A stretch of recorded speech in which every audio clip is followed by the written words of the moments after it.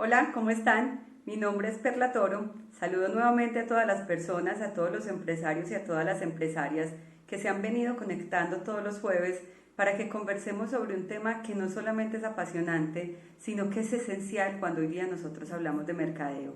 Ese tema es el marketing de contenidos. Saludo muy especialmente a todos esos empresarios y esas empresarias que nos han hecho sus preguntas en los comentarios de estas publicaciones. Les recuerdo que lo pueden seguir haciendo y que mientras esté en nuestras manos les estaremos recomendando contenidos que incluso pueden encontrar en nuestra biblioteca virtual de Confama o en Storytel, que es la plataforma que tenemos dedicada a los audiolibros. Siempre me gusta hacer como un contexto de lo que hemos hablado para que comprendamos mucho mejor lo que vamos a conversar hoy. En la primera charla que tuvimos, estuvimos hablando de la importancia del marketing de contenidos. Incluso en aquella ocasión hablábamos de un tema que nombrábamos desde Confama, el triunfo de las historias en los días del COVID-19. Cuando hablamos del triunfo de las historias, después empezamos a hablar de un tema fundamental cuando yo me paro en el territorio del marketing de contenidos, que son los propósitos empresariales, de por qué es importante que una empresa, antes de montarse en cualquier clase de narrativa, tenga supremamente claro su propósito, porque todo el contenido ha de estar encaminado al cumplimiento de ese propósito. Ese mismo día estuvimos conversando sobre territorios narrativos desde los cuales nosotros nos podemos mover. Igual en YouTube y en Facebook pueden encontrar estos dos capítulos si de pronto apenas están llegando por primera vez a esta conversación. En el segundo episodio, en el segundo capítulo, si vale la pena decirle así, ya estuvimos conversando más sobre storytelling, estuvimos conversando sobre interactividad, sobre unos elementos que resultan claves y fundamentales para nosotros contar historias hoy día. Y ese mismo día empezamos a hablar de objetivos, empezamos a hablar de cuáles son los problemas de marketing que puede tener una organización y que yo puedo resolver a partir del contenido. Hoy además ya vamos a empezar en materia, a mirar los temas que vamos a abordar hoy. Y hoy vamos a hablar de tres cosas que suelen ir siempre como tres hermanas caminando juntas. Casi que yo diría que la una sin la otra no existe por completo. Y vamos a hablar de formatos, vamos a hablar de plataformas y vamos a hablar de narrativas. Incluso cuando ustedes tienen estas tres palabras, formatos, plataformas y narrativas, al ladito les aparece una palabra que también es fundamental y es la métrica. Y es cómo voy a medir yo para saber si estoy cumpliendo con ese objetivo de marketing que me estoy proponiendo. Voy a empezar conversando sobre narrativas. Cuando hable de narrativas, al lado van a estar casi siempre los formatos, porque como les digo, muchas veces una de ellas no puede ir sin la otra. Entonces les voy contando de formatos e incluso de ideas que ustedes pueden empezar a tener cuando en sus empresas piensan en contenido. Voy a arrancar por una que me encanta y son las narrativas de agregación. Las narrativas de agregación es cuando ustedes toman material suyo, material de otro o incluso material mixto y lo organizan con una mirada editorial para recomendárselos a sus audiencias, para recomendárselos a sus públicos. Por ejemplo, en estos días hemos visto que nos hacen las marcas muchas recomendaciones de qué ver en Netflix, por ejemplo. Eso es una narrativa de agregación. Alguien más escogió, juntó y le está recomendando a su audiencia. ¿Qué otras cosas podemos encontrar además de las listas en las narrativas de agregación?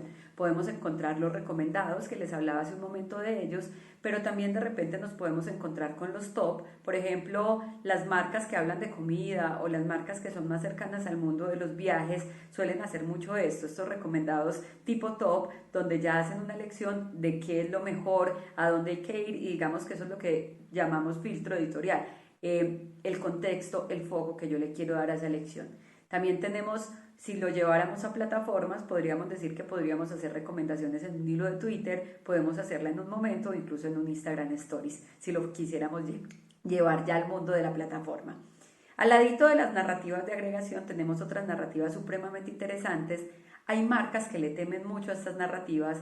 Yo particularmente creo que si una marca es seria, que sabe acercarse a su público y lo conoce, no tiene ningún problema con involucrarse dentro de estas narrativas. Esas son las narrativas de la viralidad. ¿Qué deben de tener las narrativas de la viralidad? Es supremamente claro que son narrativas que deben de producirse rápido y que tienen un poder de expandirse narrativamente en plataformas e incluso de pasarse de una plataforma a otra o hasta de llegar a la presencialidad de una forma muy rápida. Y de ahí que utilicemos la palabra viral y que digamos hablemos de que se comporta más o menos como un virus, esa forma como la información va llegando. Dentro de las narrativas de la viralidad hay un componente que es fundamental y es aprovechar muchas veces algo que llamamos el real-time marketing, y es cuando nosotros sabemos leer los contextos, sabemos leer lo que está sucediendo para saber nuestra marca cómo puede involucrarse informativamente dentro de ese contexto. ¿Qué podemos encontrar en las narrativas de la viralidad? Por ejemplo, podemos encontrar los memes, podemos encontrar los GIFs, e incluso en estos días andaba pensando que por la forma en cómo se produce y se expande, TikTok perfectamente puede entrarme dentro de estas clases de narrativas virales. Tenemos también las narrativas de la verificación. Las narrativas de la verificación suelen ser sobre todo muy fuertes para marcas que tienen un conocimiento particular. Básicamente, ¿de qué se trata las narrativas de la verificación? De ayudarle a mis audiencias, a mis usuarios y a mis clientes a tener una información correcta y oportuna.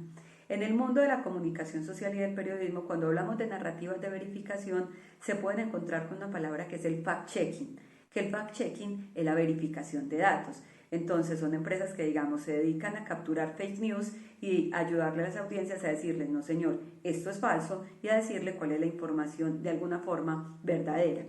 Les digo que marcas que tienen un conocimiento fijo suelen moverse muy bien en este territorio porque, por ejemplo, están las universidades. En este momento yo creo que las empresas de salud, las empresas o incluso las marcas personales como los médicos, las enfermeras, un epidemiólogo, puede aprovechar muy bien este territorio porque tiene la capacidad de saber si una información es cierta o es falsa desde el conocimiento que puede llegar a tener. También tenemos las narrativas de datos. Las narrativas de datos lo que buscan es darnos un contexto de los datos. Entonces están los datos como protagonistas, pero no se quedan solos, sino que te ayudan de alguna forma a comprender ese dato, ya sea desde una historia o en algunas ocasiones desde comparaciones.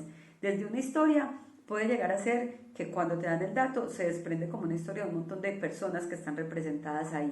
Pero también cuando les digo que cuando metafóricamente se puede asemejar a algo, es por ejemplo cuando a uno le dicen que fue a una marcha tanta cantidad de personas que sería lo mismo que llenar el estadio Atanasio Girardot 3 veces. Entonces, sobre todo esas comparaciones son para que nosotros, como cuando a uno le dicen cifras, a veces eso no dibuja nada, sobre todo es para que nosotros como humanos nos hagamos en la cabeza una idea de la cifra, que es lo que representa. También tenemos las narrativas que suelen llamarse tipo selfie. A mí en particular no me gusta mucho la expresión porque creo que las voces y las miradas personales se veían mucho antes de la selfie. Digamos que se refieren como a estas narrativas que yo hago con el celular donde yo soy el protagonista, y en estas narrativas hay un aspecto que es fundamental y que resulta clave, y es la mirada del mundo que está teniendo la persona que está transmitiendo. Pero lo que les digo, eso en otras ocasiones ha sido una voz de autor y ha sido una voz con una mirada propia, que si bien hoy puedo hacerlo con una selfie, antes podía hacerlo con una GoPro o podía hacerlo en un texto sencillamente escribiendo una mirada en primera persona. Pero existen y pueden encontrarlas incluso si quieren conocer más de ellas como narrativas tipo selfie. También tenemos las narrativas pedagógicas. A mí en particular me encantan las narrativas pedagógicas porque es cuando las marcas les entregamos conocimiento a las audiencias, a los usuarios, y les enseñamos a hacer algo.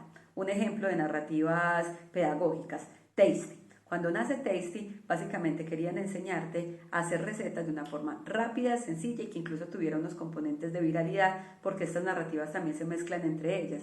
Pero Tasty creció tanto que hoy día vos podés encontrar videos que tienen que ver con lo mismo, pero solamente que te están dando es una clase de jardinería, o te están dando, incluso he visto clases de ferretería o clases de aprender a armar algo, pero las narrativas pedagógicas en definitiva se concentran en eso, en el hacer y en el brindar herramientas o elementos que le permitan a las personas conocer algo desde la práctica. Están también las narrativas cronológicas.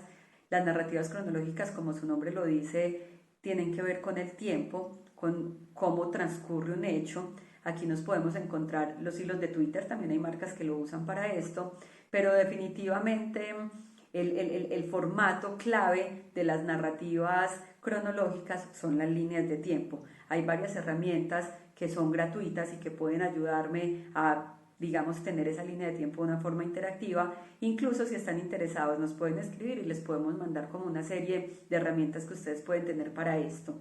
También tenemos las narrativas de la georreferenciación. A mí esas me encantan porque me gustan mucho los mapas. Digamos que los viajeros solemos tener una relación muy grande con los mapas, pero es cuando nosotros nos ubicamos a contar historias, por ejemplo, en Google Maps, o cuando yo me atrevo a georreferenciar contenido para que cuando otra persona, digamos, ¿qué es georreferenciar contenido?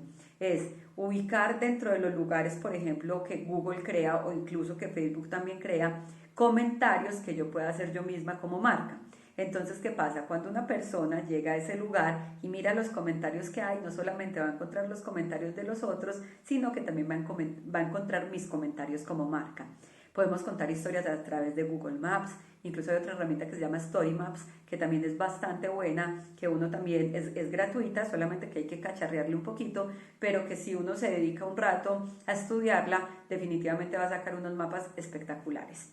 Y por último están las narrativas transmedia o las narrativas de gran formato, que estas sí son bastante ya, tendríamos que profundizar mucho más. De hecho hay clases enteras, hay cursos enteros de universidad, incluso maestrías que se dedican a hablar del transmedia.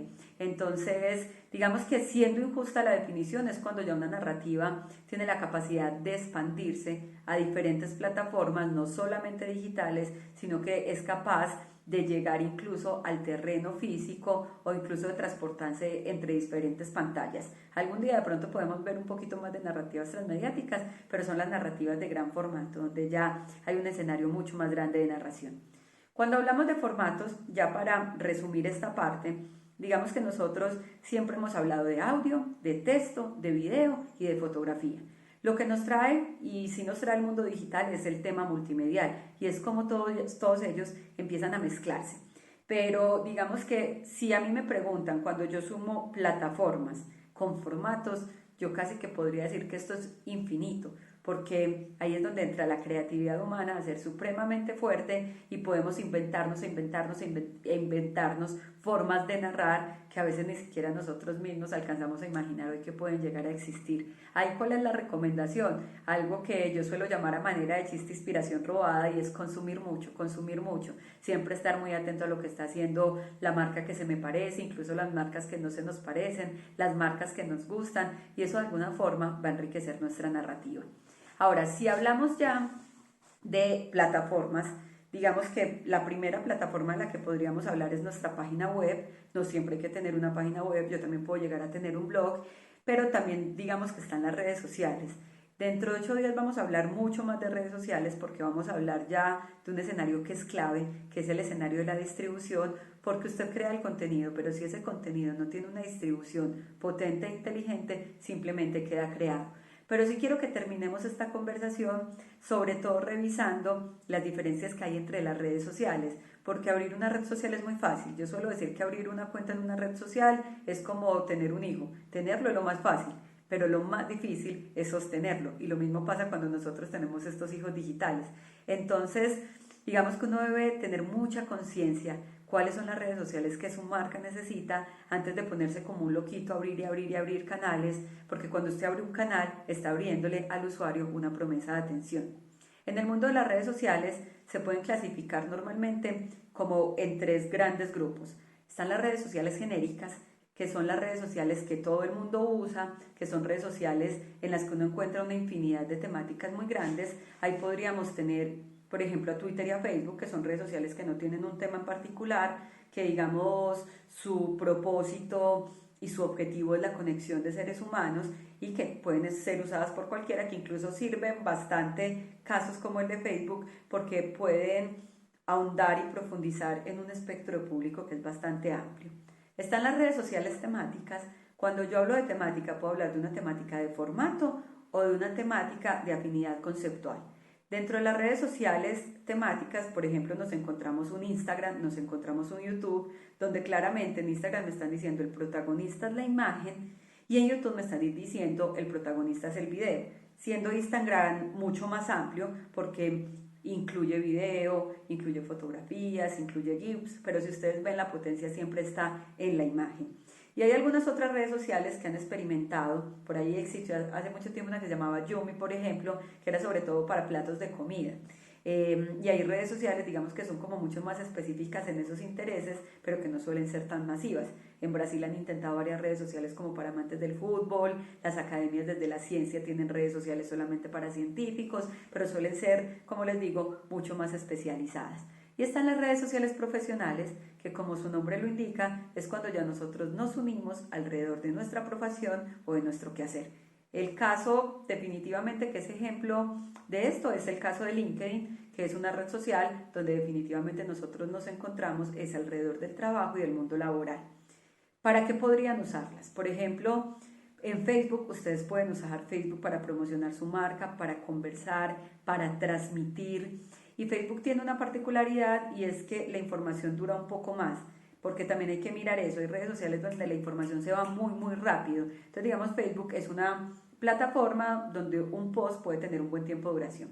Twitter, por ejemplo, Twitter es de las últimas plataformas que yo recomiendo dentro de una estrategia, porque Twitter incluso es clasificada dentro de una categoría que es el social stream.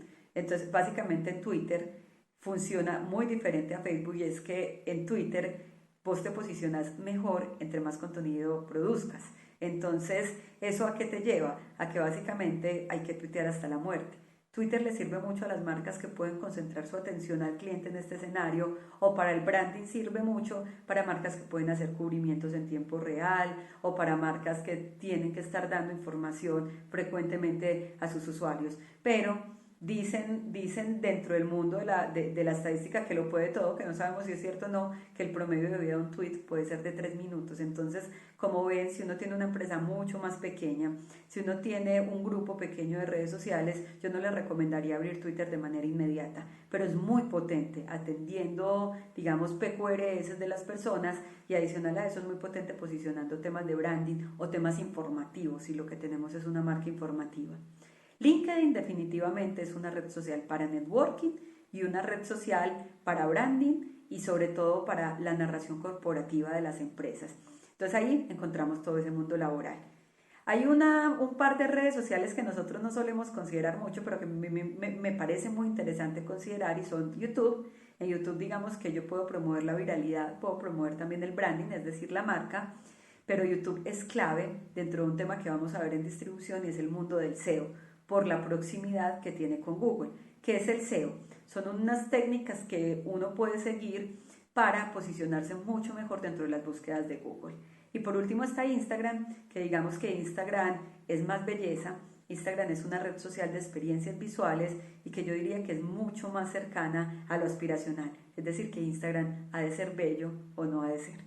Bueno, hasta aquí quería llegar. Los invito a que piensen como en esto que hemos ido conversando, que ya empiecen a estructurar de pronto cuál es el contenido que se están imaginando para sus empresas, y ya con esta información pueden hablar un poco más de qué narrativas quieren tener y adicional a eso, cuáles son esas redes sociales donde ustedes las quieren distribuir. Nos vemos dentro de 8 días, muchas gracias por seguirnos y les recuerdo que siempre pueden dejar sus comentarios y que tendremos el gusto siempre de responderlos y de hacerles recomendaciones. Chao.